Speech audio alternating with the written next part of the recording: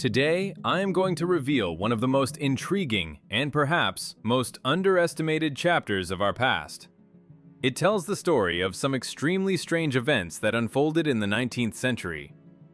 If you look closely at the historical chronicles of that time, you might notice that our familiar picture of the world begins to crumble into pieces that don't quite fit together. We often hear about mysterious and terrifying outbreaks of mass famine that regularly plagued the population of a vast empire. Official science and experts offer us what seem to be exhaustive explanations for these tragic episodes. They tell us about the harsh climate, endless droughts that scorched the fields, sudden cold snaps that killed crops at the root, and of course, the human factor. The scheme proposed by historians looks flawlessly logical at first glance. If the heavens don't give rain, the wheat burns, the main, and supposedly only, source of food disappears, and the population finds itself on the brink of survival. Or conversely, nature strikes with cold, and the result is the same: empty barns and disaster. The entire 19th century is presented by researchers as a series of short breaks between wars and humanitarian catastrophes, where frequent crop failures led to massive food shortages. This picture is so deeply rooted in our minds that we rarely ask ourselves simple questions dictated by common sense. After all, humans are creatures endowed with a powerful instinct for self-preservation and an ability to adapt. If we look at the situation critically, a serious contradiction arises. Were peasants, who had lived on the land for centuries and knew its capricious nature, really so short-sighted? It would seem that if wheat and rye were so unreliable and regularly failed, leaving families without food, the logic of survival would dictate the need to find an alternative. Any biological population faced with a shortage of its main resource seeks a replacement. A peasant whose life depended directly on the harvest would have found it vital to have a reserve food source, a crop that survives where grains die. This isn't a question of economics, it's a question of life and death. Yet, we are painted a picture where people, year after year, decade after decade, stepped on the same rake, submissively awaiting the fate the weather had in store for them. But the most interesting thing in this tangled story isn't even the climate anomalies, but the fact that we essentially do not possess reliable knowledge of what people actually ate in the early 19th century. What was their real daily diet? Specialists confidently declare that grains, rye and wheat, were always the basis of nutrition. They tell us that by the middle of the century, potatoes were added to this list. There is a popular opinion that Peter the Great tried to introduce the earth apple back in the 18th century, but that period of history is so foggy and full of contradictions that it is almost impossible to rely on it as a solid foundation of fact. No one really knows what happened back then, so it is more honest to limit ourselves to examining the events of the 19th century, where more documents have been preserved. And here we come to the main paradox. If we believe official data, the entire agrarian history of that period is a struggle against nature, using the same tools that constantly broke. We are told that the Russian peasant was conservative to such a degree that he was ready to endure hardship rather than change his habits. But can conservatism be stronger than hunger? Wouldn't a man, seeing his family suffer from a lack of bread, grab at any opportunity to grow something else, something more resilient and reliable?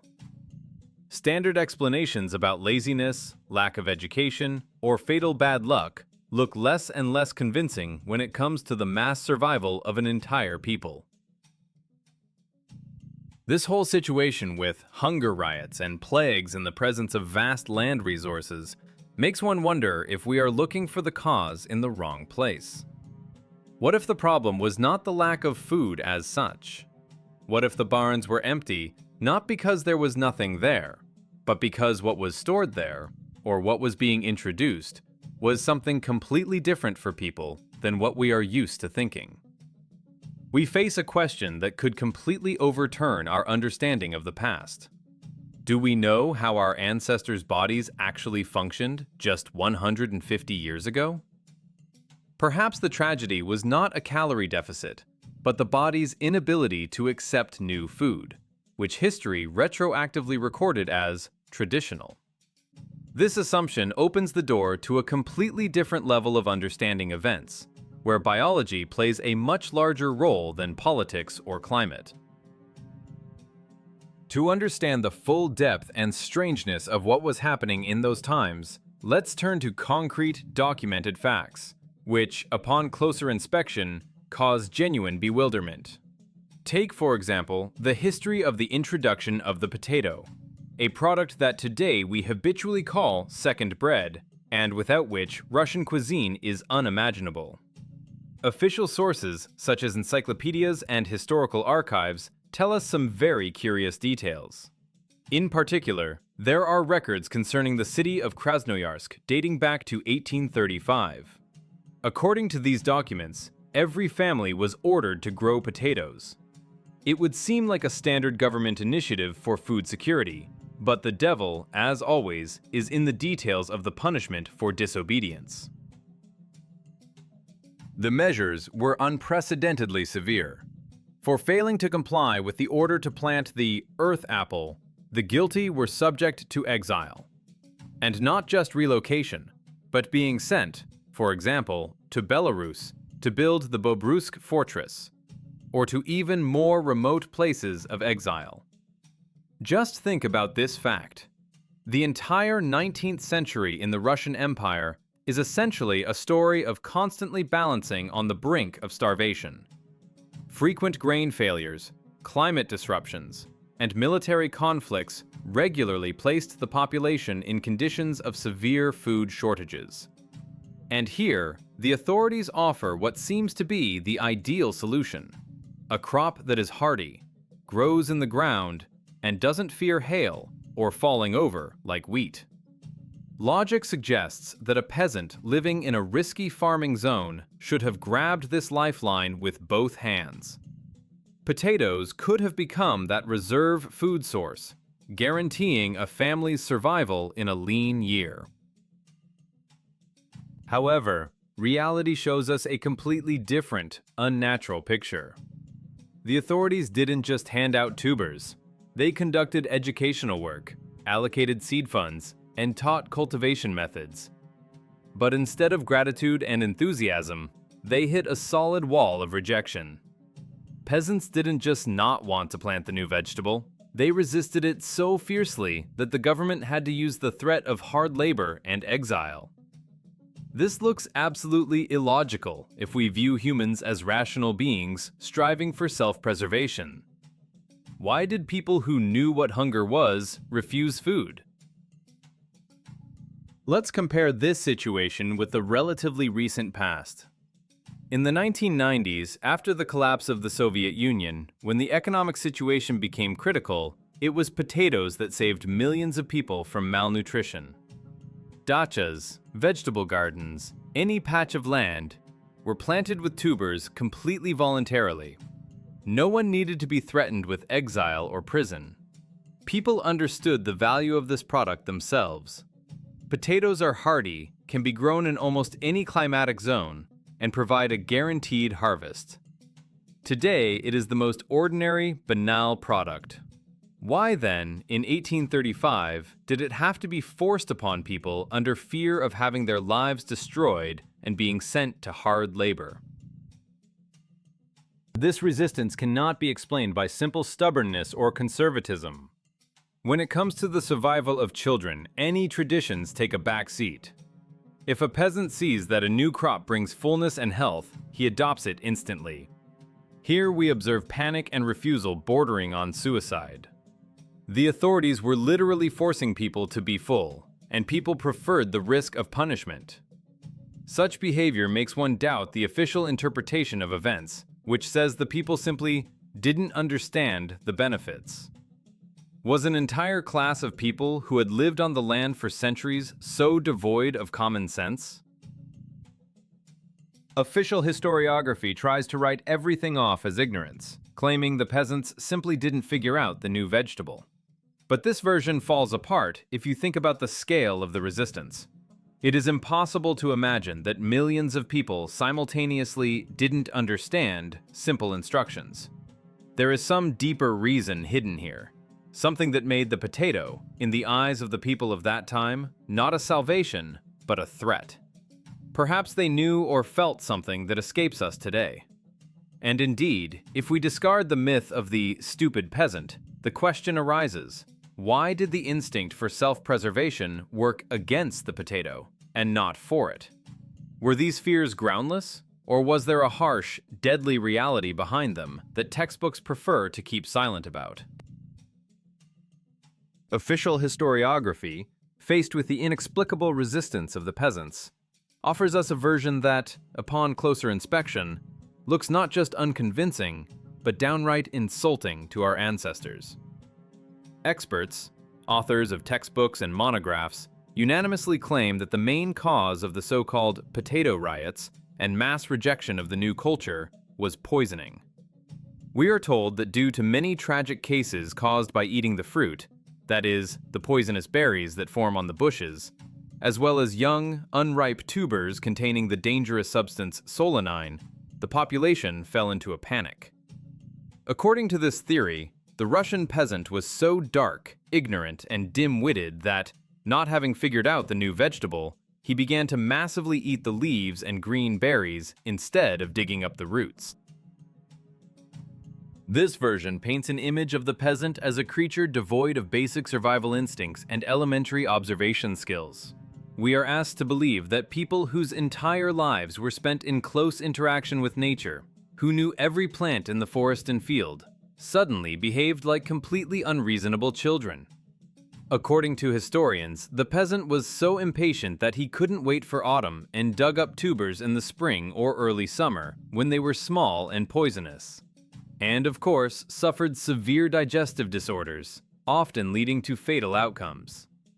It results in a rather convenient picture for explanation. Mass mortality from an overseas vegetable is attributed solely to the stupidity and lack of education of the population itself. However, let's use common sense and try to apply this situation to reality. The Russian peasant of the 19th century was not a savage seeing a plant for the first time. He was an experienced survivalist, a pragmatist to the bone, whose knowledge was passed down from generation to generation. When the authorities introduced potatoes, it didn't happen in silence.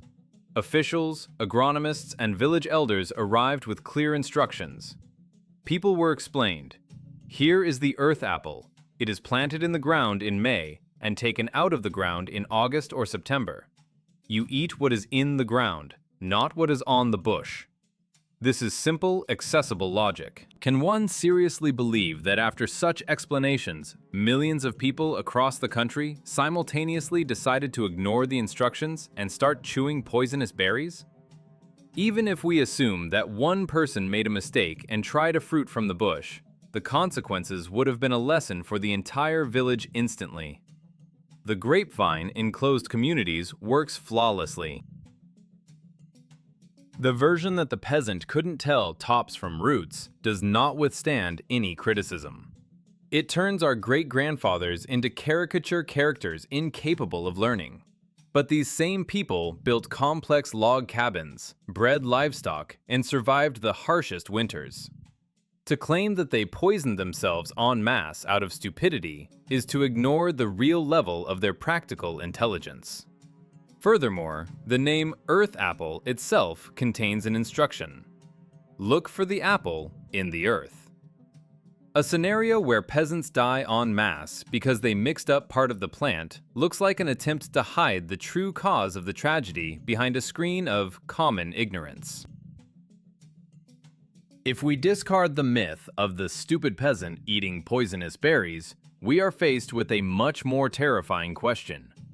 If they did everything right, planted the tubers, waited for them to ripen, dug them up, and cooked the underground part exactly as ordered, but still continued to get sick and die, then what was the matter?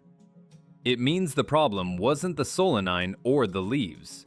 It means the potato itself, even properly prepared, even ripe and peeled, became a cause of death for them. This completely changes the direction of the investigation. People were dying not from poison in the usual sense, but from something else that happened to their bodies when consuming this seemingly life-saving food. And to understand the mechanism of this hidden process, we don't need to read tea leaves. The answer to this question was already given by contemporaries of those events, but it turned out to be reliably hidden in literature that we are used to perceiving as fiction, not as documentary evidence. The key to the solution lies in a book published in 1871, and what is written there is capable of shocking anyone who believes in the official version of food history. To get closer to solving this dark mystery, we need to leave the realm of theoretical reasoning and turn to direct evidence from that era. We often look for answers in dry statistical reports, forgetting that Russian literature, especially of the journalistic kind, was often the most accurate mirror of reality.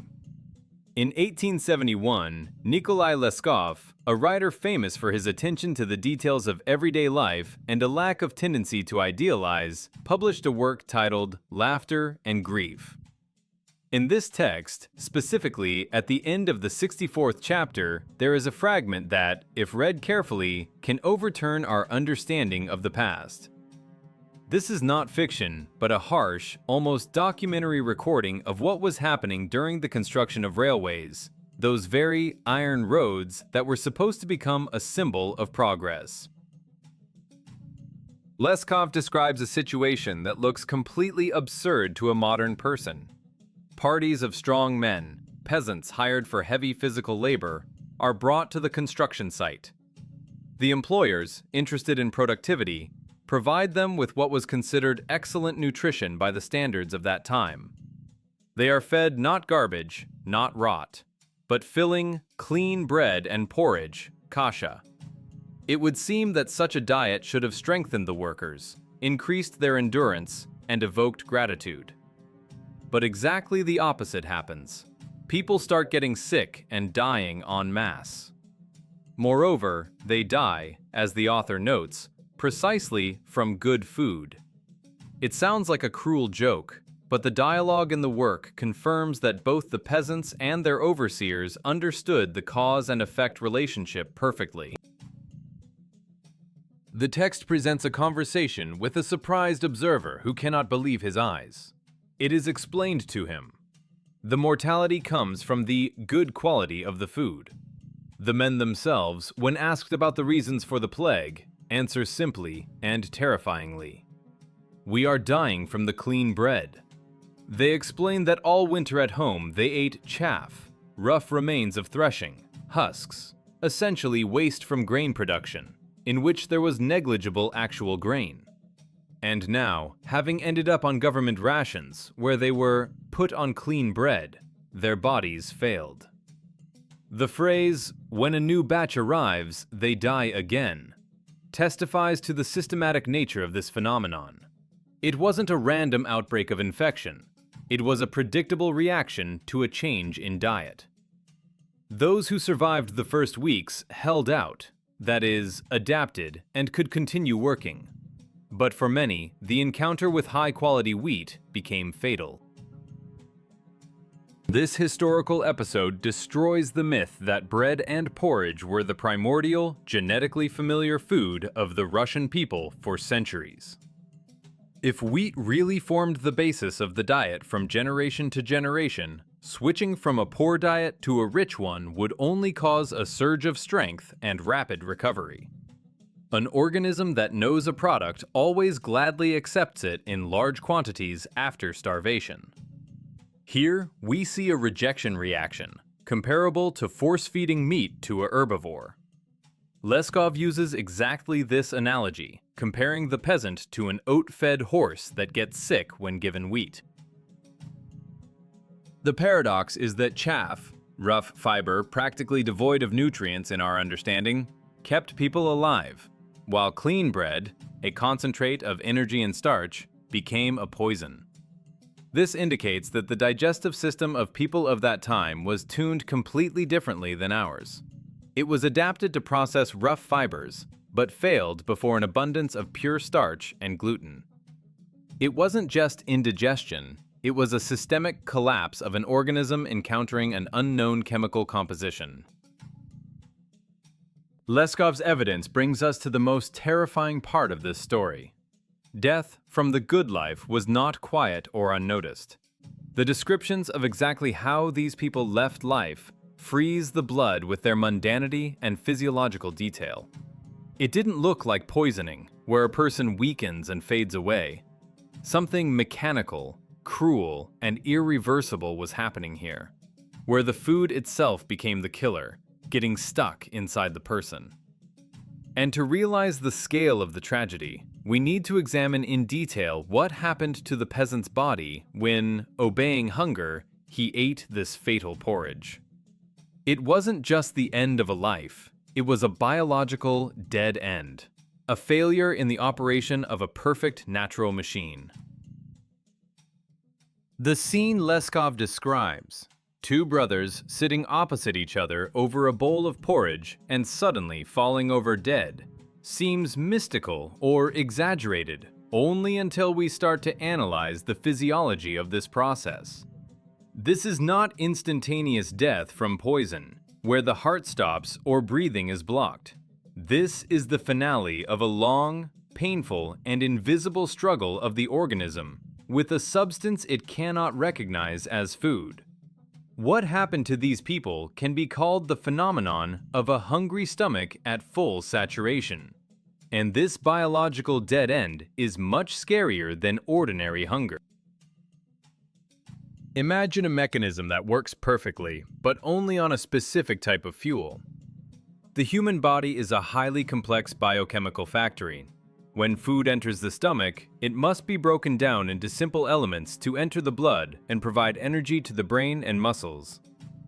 But in the case of the 19th century peasants, who were abruptly switched to wheat porridge and bread, this process broke down at the very first stage.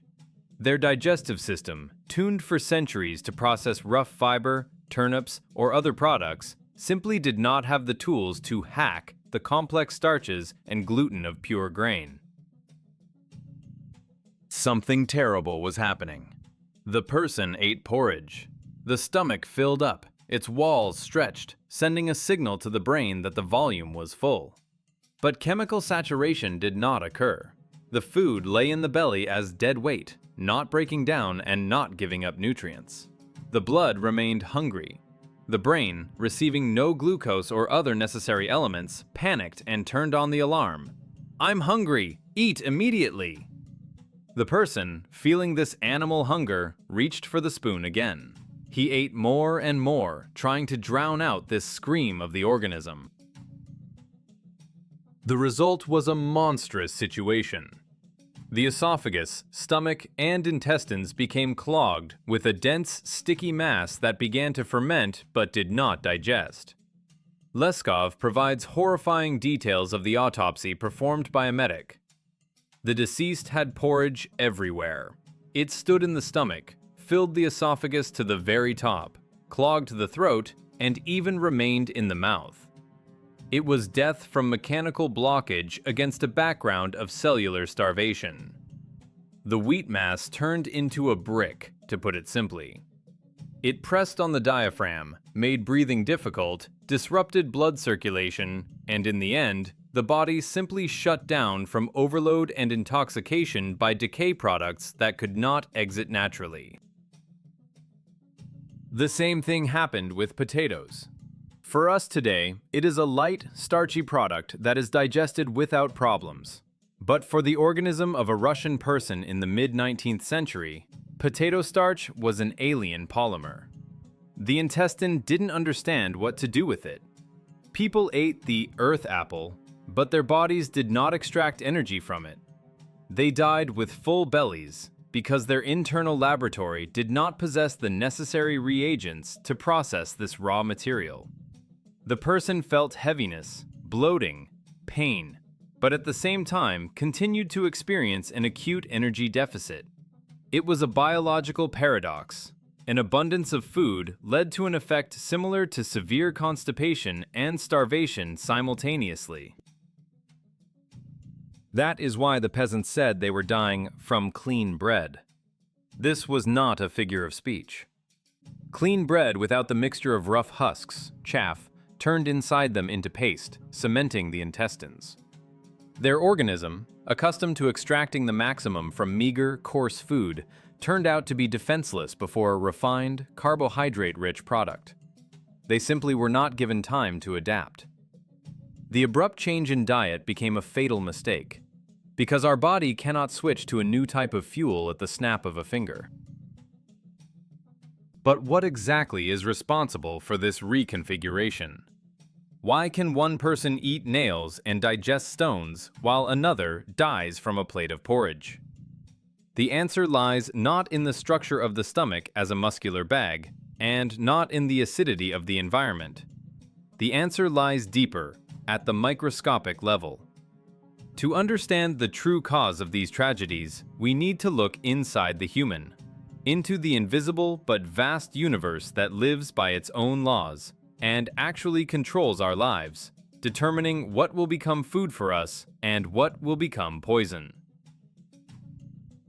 The solution to this phenomenal failure in the human body lies in understanding that a human being, in their biological essence, is never alone.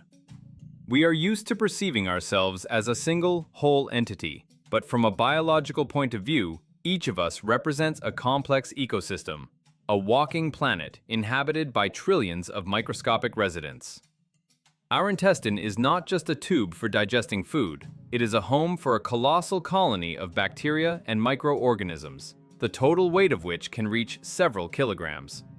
And it is these invisible workers who are the main actors in the process of energy assimilation. Without them, a human is just a complex shell, unable to extract benefit from what enters the stomach. The relationship between a human and their microbiome is a perfect symbiosis, honed by thousands of years of evolution. We provide bacteria with a habitat and raw materials, and they, in turn, work like a high-tech chemical plant. They break down complex fibers, synthesize vitamins, train immunity, and, most importantly, turn food into elements that can enter the bloodstream. Moreover, modern science confirms what the ancients suspected. There is a direct, two-way connection between the gut and the brain. Bacteria are capable of controlling our behavior, sending chemical signals, demanding specific food, causing feelings of hunger or satiety. However, this system has a rigid limitation: specialization. Bacterial flora is not universal. It is formed over years depending on the diet. If a person, generation after generation, eats meat, wild berries, and rough roots, colonies flourish in his gut that specialize in breaking down animal proteins and fruit sugars. He simply does not have the bacteria capable of hacking the complex starch chains of grain crops or the specific carbohydrates of potatoes. For such an organism, a loaf of white bread is not food, but a foreign object, close in structure to stone or wood. To learn to digest a new product, the body needs to grow a new, specific population of microbes. This adaptation process cannot happen instantly. It is a matter of weeks and months of gradual, dosed introduction of a new product. First, a tiny group of the necessary bacteria appears in the gut. Then, receiving food, it grows. And only when the colony becomes large enough does the person stop experiencing discomfort and begin to receive energy from the new food. In the 19th century, when peasants were abruptly, by order, switched to clean bread or forced to eat potatoes, no one gave them this time for adaptation. Their internal environment was sterile regarding starches and gluten. The result was a tragic biological trap. The peasant ate a potato. Bacteria used to turnips or chaff swam up to the new substrate, but could do nothing with it. They didn't have the necessary enzymes. The potato lay as dead weight. Meanwhile, the old microflora began to starve and die, sending panic distress signals to the brain. The brain interpreted this as wild hunger. The person ate again, aggravating the blockage even more. In the end, the system collapsed. Those who survived were people who possessed either unique genetic flexibility or those who were lucky enough to introduce new products very slowly. For example, mixing flour with familiar chaff, which gave the bacteria a chance to evolve. The phrase, "if they hold out, they survive," describes exactly this process of growing new microflora. This scientific explanation completely removes the blame from the uneducated peasants and shifts the responsibility to ignorance of biological laws. Potatoes and wheat were poison for them not by their nature, but because of the unpreparedness of their internal universe to meet these aliens. But if we accept this fact as truth, if we agree that in the mid-19th century the Russian gut massively did not know how to digest bread and potatoes, this entails a conclusion, the scale of which is difficult to overestimate. It means that these products were not known to their ancestors. It means they were an absolute novelty, and this biological fact calls into question the foundation on which the entire history of our agriculture is built. In light of all the above, we come to a conclusion that inevitably follows from biological facts, yet comes into irreconcilable conflict with what we were taught in school. If we accept as truth the fact that in the mid-19th century the Russian human gut massively could not digest wheat and potatoes, if we see documented evidence of how clean bread killed healthy men, then this entails a global revision of the entire history of our daily life. Biology is a precise and uncompromising science. An organism cannot forget how to digest food that was allegedly the basis of the diet for millennia. If our ancestors had truly been tillers of the soil from time immemorial, living off grain crops, if bread had been the head of everything for many centuries, then the necessary microflora would have been passed from mother to child. It would have been part of our genetic and bacterial memory. The massive intolerance to grains and potatoes in the 19th century tells us one thing. These products were absolutely new to the population. They were alien agents invading the established ecosystem of the human body. This means that the beautiful legend of an ancient agrarian civilization, where golden fields rippled from horizon to horizon back in the times of ancient princes, is most likely a late myth, created after the food reform was completed. It turns out that the history of agriculture in the form familiar to us is much shorter than is commonly believed. Perhaps the 1,000-year tradition of baking bread and boiling porridge is the result of a massive rewriting of chronicles intended to legitimize a new way of life that was introduced with such difficulty and such sacrifices only 150 to 200 years ago. This explains why the entire 19th century passed under the sign of endless riots and resistance. People were fighting not against progress. Their bodies were fighting for survival, rejecting the imposed diet. The famine that historians write so much about might not have been a consequence of a lack of food in general, but a consequence of that painful transition period when old food sources, be it specific wild plants, other types of root vegetables, or a different form of animal food, were no longer available or forbidden, and the new ones were not yet being assimilated.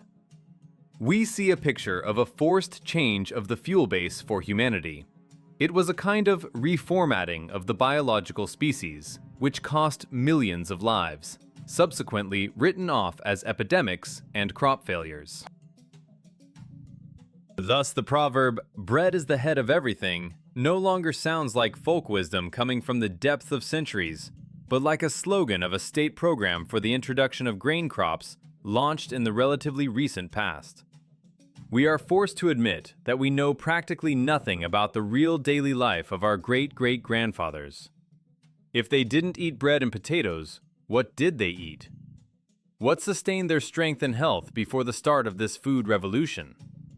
This question opens a gaping void in our understanding of the past, showing that the history of everyday life was falsified even more thoroughly than the history of wars and dynasties.